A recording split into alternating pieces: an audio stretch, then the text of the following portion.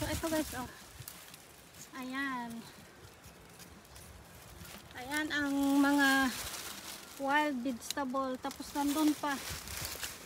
So nandito ako guys sa napakataas ng bundok. Ayan, dalawa lang kami ni Harin nandito. So yung mga nandyan sa baba, ayan yung mga bukid namin.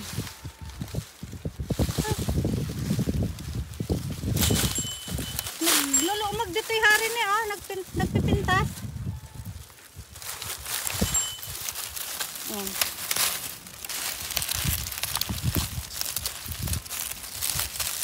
Ayan, diba? Tapos igisa lang natin sa karne o kaya giniskan. Yung karne ng karniro. So yun po yung masarap dito na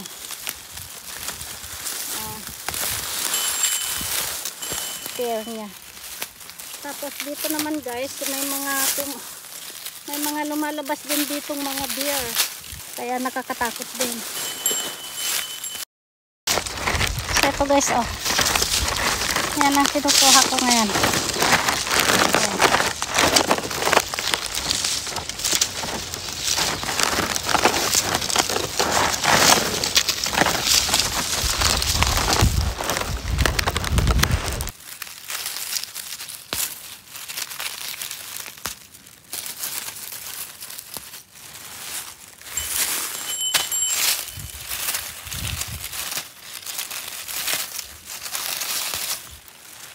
Ayan. So itong mga organic na vegetable na to guys, sa matataas na bundok lang to tumutubo. So ito yung kagandahan dito sa mga nandito sa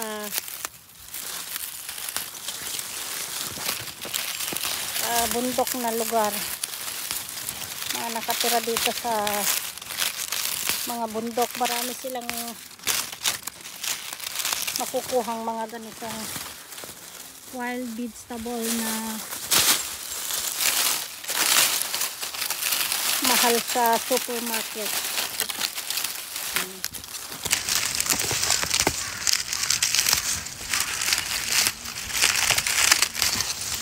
So itong mga malalaki lang yung kunin natin guys.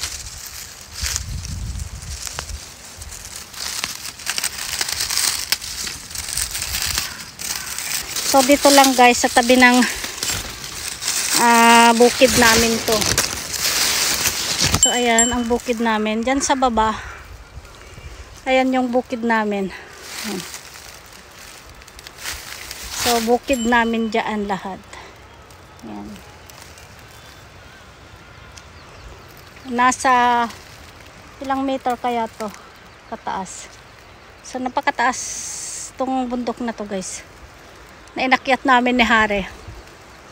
Dalawa lang kami ni Hari. Asan na yung bahas? Hari, antin mo! Ayan. Tapos meron din kaming dalang, dapat may dala kang ganito. Ano siya? Police Magnum. Ayan. Defense spray. Pang spray to sa beer kung may lumabas dito na beer. So may mga nakakatakot din kasi ditong mga wild animal guys. Lalo na yung beer, marami po rito. Saka yung usa, marami rin. Wild asong gubat. Yun lang naman yung nakakatakot dito sa mga ganitong bundok. Kaya kailangan meron kang ganito. Tapos meron ka rin dalang bill para alam nilang may tao dito.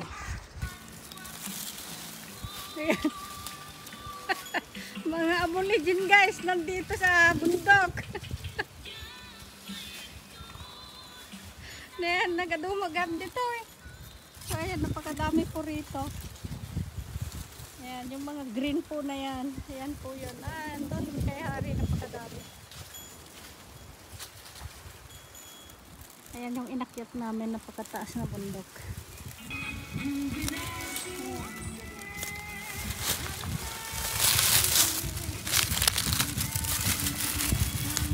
napakalalaki guys. Oh.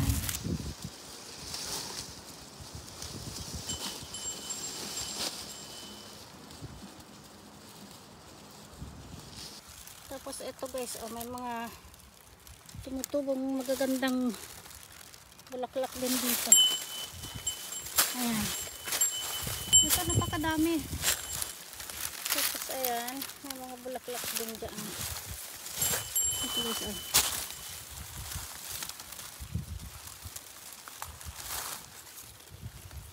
Ito ang wild vegetable.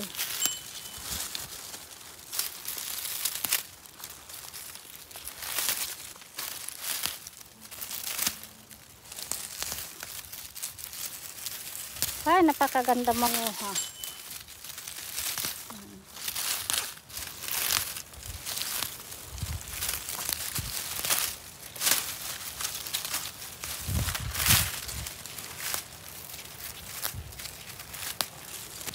Ang kinukuha ko lang guys, yung dalawa lang yung dahon. So, hanggang 2 o 3 dahon lang to.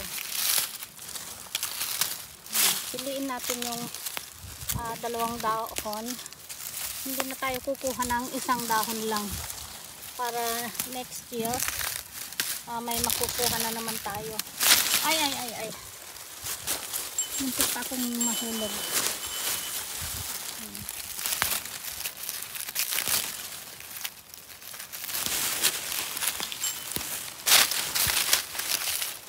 So ito yung kagandahan pagka spring, maraming tumutubong mga organic vegetable dito sa mga bundok o kaya mga gilid ng ilog. So ayan guys, meron na tayong pang-ulam. Igisa natin sa giniskan. O kaya pwede rin siyang lagyan ng igisa sa itlog. O kaya igisa sa karne. The best.